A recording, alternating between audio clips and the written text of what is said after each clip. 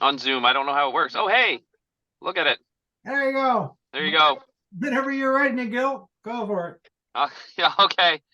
Um, yeah, so Mike asked me to bring up a talk, and I had originally thought that I would speak on the one that I had brought up in St. George the other week, but I guess you guys had that as your video talk last week. Um, so I had passed on to him a couple of papers that I had written, and he asked me to bring this up. And this one actually was a paper that I had discussed at Albion Lodge prior to being a member while I had my application in for affiliation. So it's been about, I'd say this was about 2016. The paper itself, I'm not going to go through the entirety of it. I'm going to try and make it a little bit of an abridged version, but hit the high points of it. And it's really about a lot of the same themes that I tend to try to do on some of the talks that I have a bit more research towards, which is trying to tie in my academic background to some of the philosophical talks that we work on. And it is a lot on economics and what economics actually is and how we can actually consider some of the concepts of it, which was one of the things that I had talked about in Templum on the weekend, which was how selfishness actually is a good thing if you take it from an economics standpoint and how that's taught. But this was more of an introductory of some of the different ideas that a lot of the other talks that I've done in prior to past that would have been based off of. So just as a level set, depending on which lodge I talk to, some lodges have people that have actually taken economics courses in the past. Sometimes that's way in the past as well. The time frame usually doesn't always make it a relevant understanding, so I like to kind of talk about it as a baseline.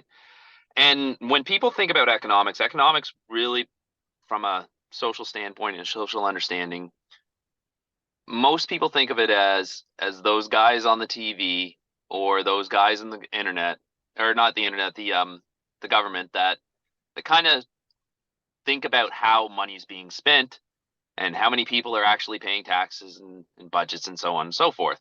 That's not what economics really is. And if you're looking at it from an academic standpoint, economics really is a study of choice. It's nothing to do with money. Money just ends up being the measuring stick that's used to standardize everything. The study is actually about how people act when they're given some sort of scarce resource, whether it be physical resources, limited funds, or most importantly, it's got a limit of time. And when people make choices based on that limitation about which they would rather do, it gives a ranking. And that ranking allows the scientists and study of economics to actually be able to standardize everything and then be able to start to put choices not only on an individual level but at a much bigger level, in a sort of normalized ranking, so that it can actually you can actually talk about behaviors in general senses. And one of the big things that happens is that you can figure out how to maximize people's happiness. And people are programmed to actually try and make the choice that makes them the happiest. That is the pretty much the core rule of economics. As long as you are thinking and acting and looking out for yourself, you're always going to try and maximize your happiness. And that can be called selfish in economics, which is what the talk about the other day was. But that's not what I wanted to sort of talk about in this part of the paper. It's more on the fact that these are the ideas that come out, that the choices made actually have driving forces behind it. And that kind of leads to a couple of different discussions that you can look at. You can look at things like people who are selfish, how do you look at altruism or charity? You can look at things like, why are people going to lie and cheat?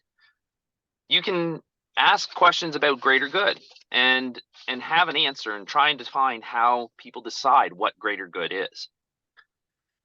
But at a very general level, and a very, I would say, accessible level, there's a very famous or well-known book called Freakonomics by the author Stephen Levitt. It's not, I would say, it's not a economist book. It is for other people to understand economics, and it studies a lot of things that don't really line up with how people think economics is studied. If you look at the description of the book and the inside cover, some of the questions that he actually looked at were, what do school teachers and sumo wrestlers have in common? What's more dangerous, a gun or a swimming pool? And what kind of impact did Roe versus Wade actually have on violent crimes? These aren't things that talk about money. They don't even necessarily always talk about choices, but they talk about behaviors. And one of the main things that Levitt addresses in his book is that incentives are the cornerstone of life. And given that economics is the study of choice and behavior, one needs to be aware of how those choices are driven forward and what incentives drive them. To him, incentives fell under three major categories: moral, social, and economic. Moral incentives motivated the individual to act out of a consequence or a conscience or a conviction. Social incentives inspired individuals to act in order to avoid shame or achieve glory. And finally, economic incentives direct people to act in their financial interests. And each of these contribute differently, but in the end, all affect an individual's happiness in different ways.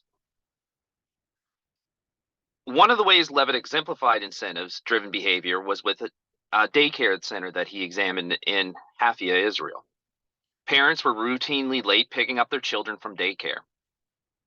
This cost the center extra hours for wages, for staff had to stay later in the after hours. The management decided that as a deterrent, they would introduce a fee for any child that was picked up late. To their surprise, the fee had the opposite effect of what they wanted. More parents began showing up later and later more often than before. They had traded that moral incentive about feeling guilty for being late for an economic one where they could just pay and not feel bad about it. And in the end, that equates to saying that the fee was financially less than the moral stigma against it. So in that mind, we can ask ourselves, what incentives do we as Masons offer in our brothers? At the very top level, you can argue that for a small fee of our membership dues, we offer moral and social incentives that outweigh that economic cost. And those that continue to be part of the brotherhood continue to see that value because it outweighs that cost. But that's pretty broad. And it fails to capture everything that's involved in being a Mason. I think that we need to be able to articulate that incentive package properly towards our current members, especially, but as well as to prospective ones. Economics, the other main key of economics is that it's all about being in equilibrium, where the cost equals the benefit. So that in this argument, we need to be able to consider that the benefits that we offer the members of our brotherhood and those prospective ones has a positive net balance. But we have to assess what that cost is in the equation first. What are those costs? Well, we look at the incentives. Most people would argue that the costs fall under the financial umbrella. Dues, that's an easy target, but it's probably the most minor of everything. The original statement that I said about economics being about choice was about scarce resources. And the scarcest resource that we have is time. Time's the biggest restriction we have to do with everything else. If we had unlimited time, we could probably use unlimited amount of resources. But because time reminds us that we are all on one journey, and sooner or later we'll be severed from this mortal place that we have, it is the biggest adversary to argue about. And it's also our biggest cost. Time's the most needed commodity in the fraternity as well. From the time that we actually step through the threshold as entered apprentices, we have to start assessing how much time we're willing to invest in Freemasonry. Time to study examinations, time to memorize chairs, time to attend lodge and visit. We invest that time in the maintenance of our building and fundraising and the advancement of our craft. And all this time comes at the cost of not spending it somewhere else. With our families, with our hobbies, other leisures, or even just working more to get more income. Each of these have a cost. Financially, morally, or socially. And each of these choices that individuals make, if the benefits outweigh the costs, that exchange is actually made. Otherwise, as we see a lot of times, it isn't. And participation in lodges does not occur. So if we know the cost is time, what's the benefit that the brothers receive in return? The incentives of joining Freemasonry have always been widely advertised, highly touted. But can we quantify them? If we talk about those three categories again, we can start to look at some of the things that drive individuals to join lodges. Firstly, there's moral incentives. Moral incentives motivate an individual to act out of conscience or conviction. They are said to exist when a particular choice is widely regarded as the right thing to do, or is particularly admirable, or where there is a failure to act in a certain way is condemned as indecent. A person acting on a moral incentive can expect a sense of self-esteem and approval, or even admiration from his community.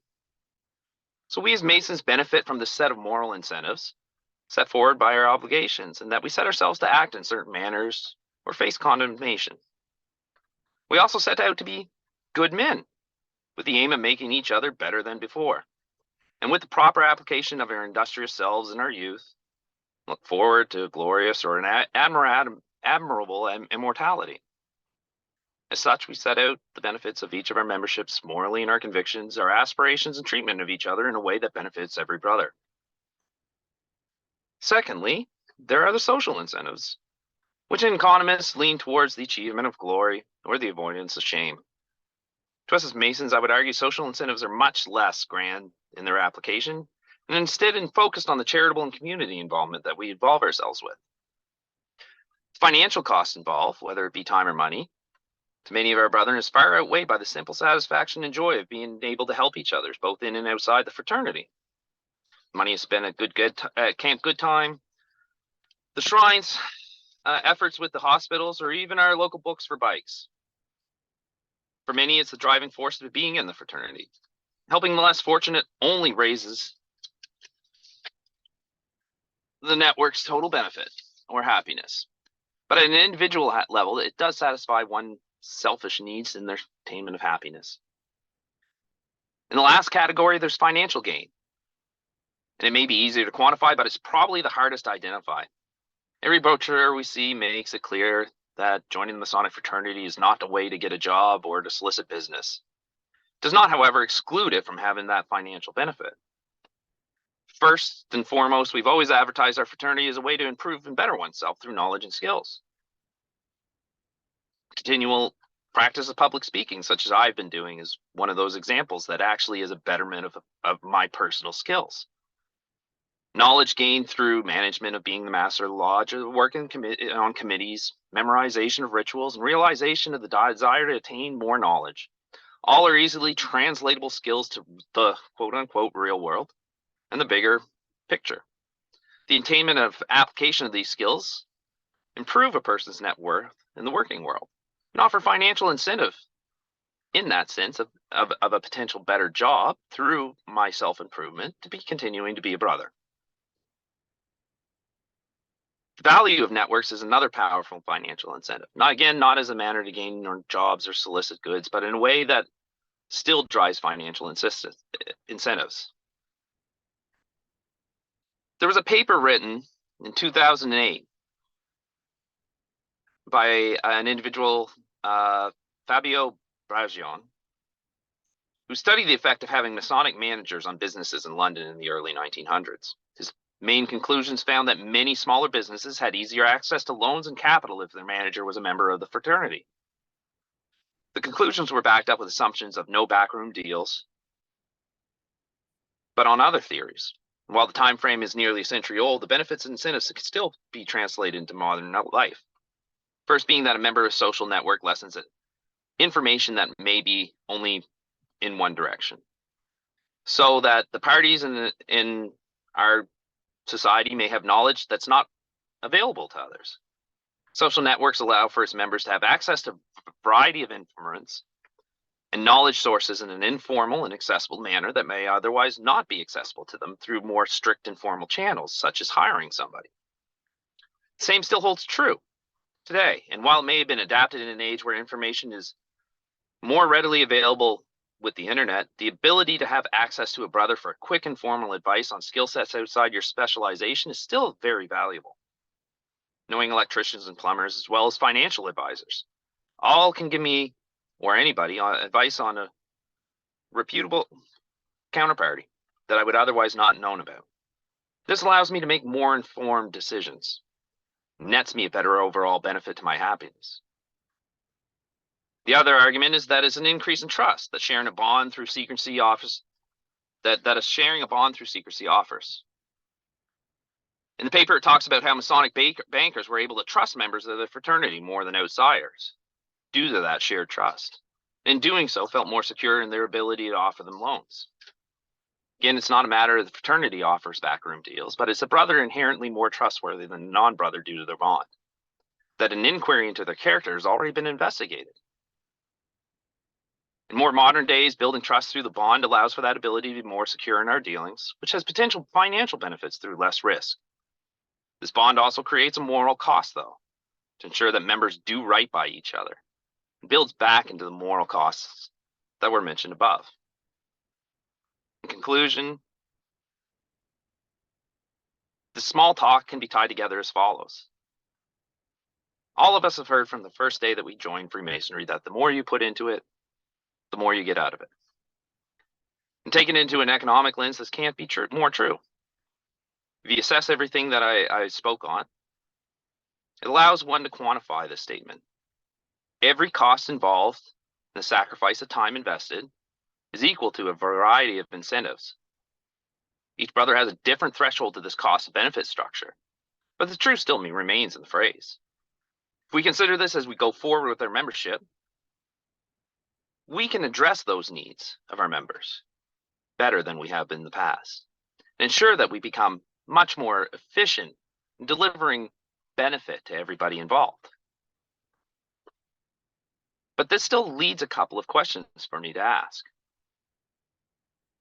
Do we do a good enough job transferring all this information and both the benefit and the cost to the initiates? Not necessarily in economic terms, but in a way to create more complete information so that they can actually choose and allocate the time that they need to towards the fraternity.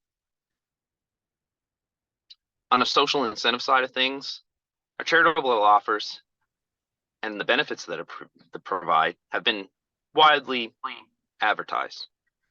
Have we created information that's skewing our membership applications towards those that see greater returns in our social incentives versus perhaps the moral or the financial gains? The biggest one, in my opinion, is as follows. Do we, as brethren, recognize the change in the increase in the costs in our society versus the past generation? If time's always been the restriction and of every individual's choices and the biggest cost involved, and we know that there is an increased demand both professionally and family-wise to younger men, and middle income nominal wages remaining the same for the last 30 years, an hour of time continues to be more and more expensive in times of cost. Do we, knowing that everything is based off of incentives, Have we kept up with this increase in cost over time? Have we advertised an equally increasing benefit? Or have we fallen behind? And how can we actually change that? And brethren, that was a talk from 8 years ago now. I don't think anything really has changed too much in that aspect. The question still remains, are we advertising the benefits of the hour spent well enough? And I think more importantly, the longer that I've been here, have we actually offered good enough value for that hour? Everybody talks about how there's failings of membership and everything along those lines, and that we can't attract new members or even retain the ones that we have. But I think that really lies in the fact that we do believe that what we offered as an incentive from 50 years ago is still equally as valuable as it was then is today. And I don't think that's the case. I think there needs to be a different value proposition, maybe not a different offering in the lodge, but a different value proposition in how we frame it so that people can understand the benefits that are involved. And with that, I yield the floor. That's as far as the paper went. Thank you for doing the paper. Appreciate it. Freakonomics is one of the most interesting books I've read in years. It was an interesting talk in economics. I think there's an awful lot of value in what you said as far as trying to reframe what we're offering. There's a lot of interesting things that we do that don't rise above the bar to where we talk about it. The books for bikes, the charity work we do, and as Ian describes it, sometimes you realize that masonry is kind of like a finishing school for men. You get a chance to learn all of the skills of, how you set a table, how you do this, how you do that, how to organize things, how to speak in public, all those things that we do, that we just sort of, you kind of learn this as you go. We don't publicize well enough. When we don't make that well enough known that we're trying to do those, you will automatically learn those things by showing up at Lodge. And I don't know how we do. Right. Well, and my thing that I would have thought of back then when I wrote it, and I still think it's as effective now, is I think about things like Toastmasters. Toastmasters talks about their ability to create and refine public speakers. I think there is opportunities to do that in forms like we're doing right now, in debates post-education.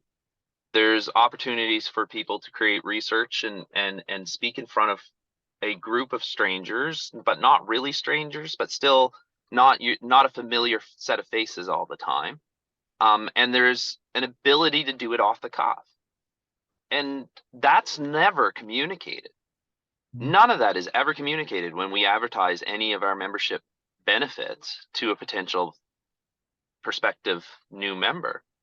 There's a lot of that side of things that helps in real world applications towards the betterment of your skills that just gets glossed over, that really would increase the value I think some people would see in it.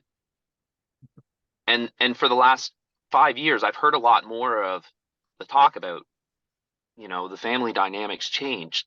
Men are expected to be home more. Men are expected to be more involved in their children's lives versus the prior generations. There's an acceptance of the realization that there's an increase in cost, but not a way to actually advertise the increased benefits. And I think that is a failing on us that we can easily remedy, but we've got to be able to do it. And we've got to be able to market it, as Peter would say, sell some air conditioners up north. You also have to be able to articulate it. Anyway, Nathan has Yes. his hand up. Go for it.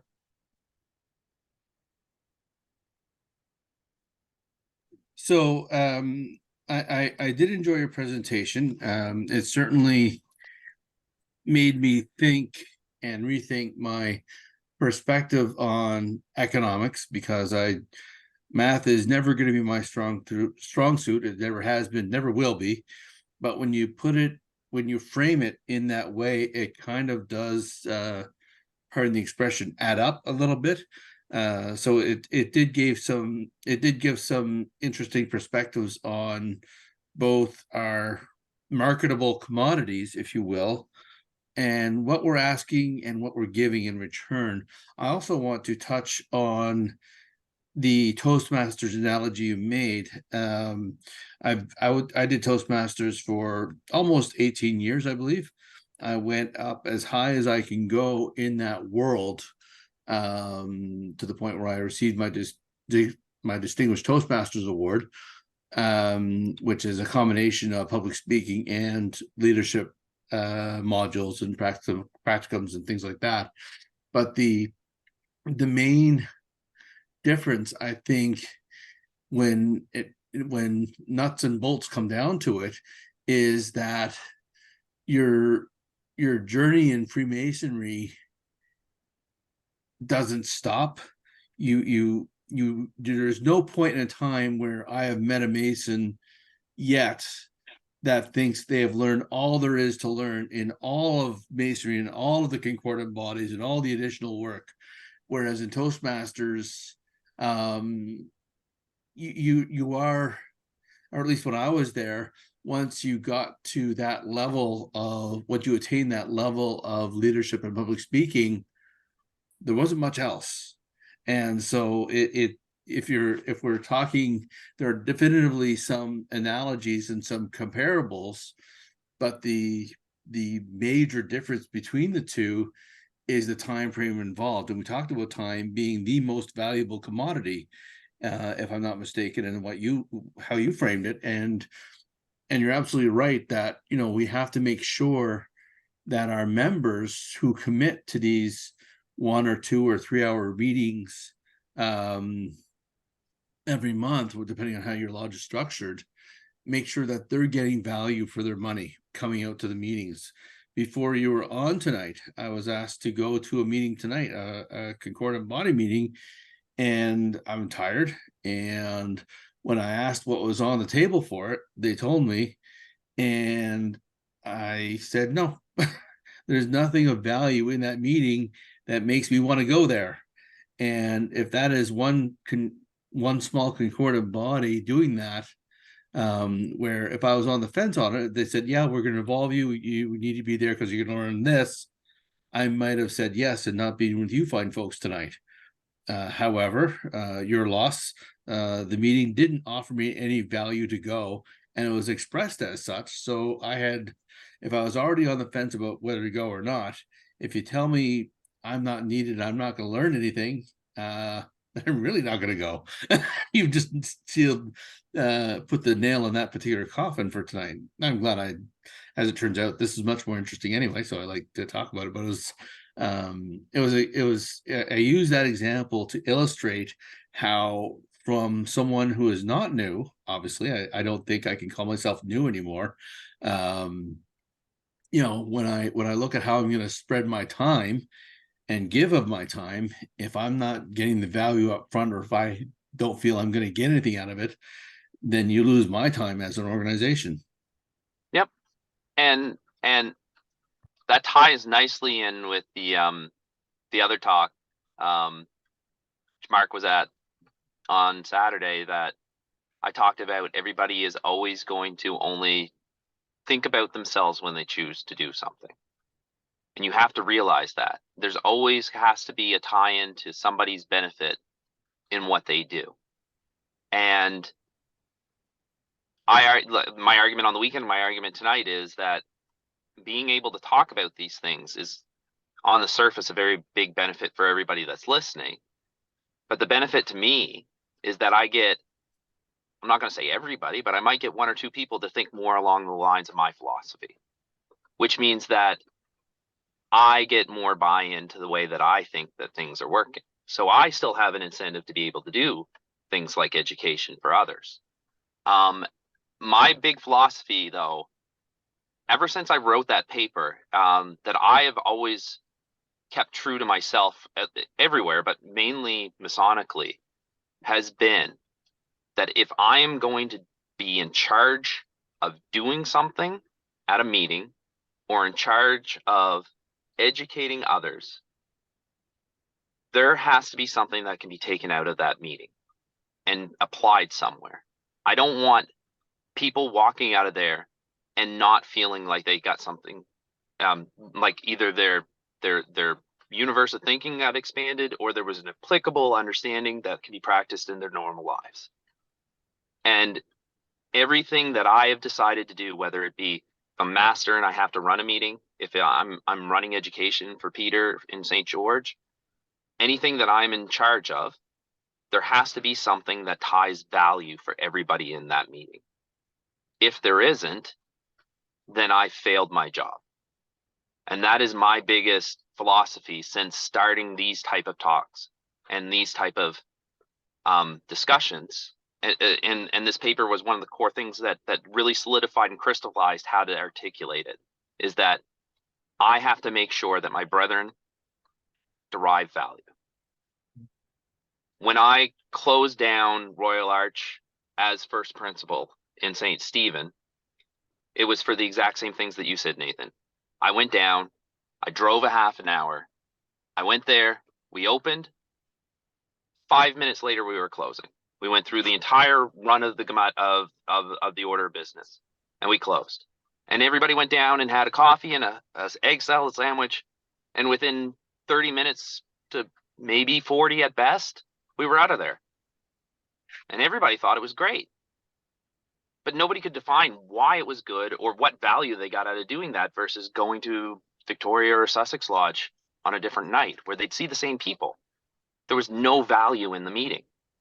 So if there's nothing out of the meeting for the pure sense of having a meeting, why are you doing it? And that's what I try to encourage a lot of. If I get a chance to encourage a lot of younger upcoming masters for the next year or two in speaking in this way, that's the thing that I try to drive home to them. Every meeting has to have value, maybe not to everybody, but to the majority of people. You have to feel like they took away something and felt like it was worth their time. Yeah, I think that's a very valuable thing, is that point out something that's of value at every meeting. And I can echo your sentiment. I was going to Scottish Rite for a while, and it was open to the business and closed, and there was nothing that I could. Yep. I had on as being. I learned that. So yeah. Nathan, you have your hand up again. Go for it. Now, the terminology that Peter throws around a lot, and it's a good term, is value-added proposition. We talk about is basically value for your money and time, which are separate, but they're tied together. Obviously, you pay your dues to belong to a lodge and whatever, if you belong to other concordant bodies, and the time that's tied into the money that you spend. And if you spend that money year over year, and then you realize that, and we've talked about this so many times on this thing where, some lodges go and they have a half-hour discussion about peas versus carrots for supper the next meeting, and that's the substance of their meeting. And the people who go there for the fellowship might appreciate that, but for the people who have young families or have shift work, for example, that's not a time well spent at a meeting. They're not taking anything of value from that. And even when we're doing, because it's been so long since our lodge has done degree work, I've been very lucky this year that almost all our meetings have had some variation of degree work or another on it. And so the guys feel that their presence is valued because they're contributing to rebuilding our lodge a little bit, and they're doing things that they have long since forgotten. So they're getting value out of those things, even though it's quote just unquote degree work. but it's important degree work because of the fact that it gives people purpose and it gives them reason to come to Lodge. And if I was on one of those fence things where, gee, it's another Lodge night and Mike calls, well, listen, we need you to be there. We need you to deliver some part of the Master Mason lecture. I'm able to feel that I can go there and both benefit from benefiting myself from making sure I know the ritual and keeping those memory cells working, but also valuing helping another brother out. In this case, it is Lodge, but other scenarios apply as well. It's 8:03 and Gil. Yeah, I was just gonna say I have to take off. You're gonna take off. Thank Um, you very much for coming. No problem. I appreciate it. And I'll leave one thing from Nathan that's really important too. Like, each lodge is going to be different. If you can recognize what value drives your membership, that's going to make a big difference. If you have an entire roster of retired gentlemen that want just to get out and have coffee and discuss, and that social side is what they want, that's the value driver. But to Nathan's point, it depends on the people that you've got. So part of it is identifying your audience, right? But yeah, I have to get going. I've got to run. I'm already a couple minutes late. So Thank you. take care. Enjoy your evening. Hopefully I can stay a little bit longer next time. Appreciate it. Thank you for coming.